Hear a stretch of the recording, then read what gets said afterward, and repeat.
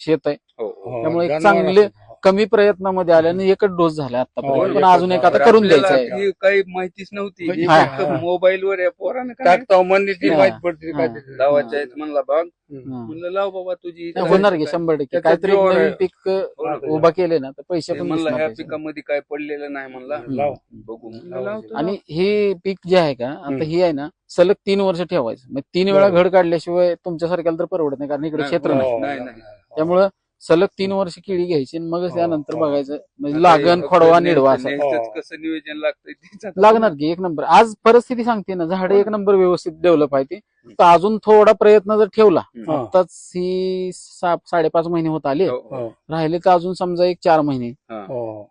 4 किंवा 5 महिने जास्तीत जास्त. येलेवर थोडंसं. किती दिवसाला निघत आहे पीक समजा? हे बाहेर म्हणजे गड बाहेर बाहेर पडले. 2.5 महिन्यात होतं ते. असं. हा 2.5 महिन्यात. जर जास्त लय थंडी असेल, पण थंडीचा आपला संबंधच येत नाही.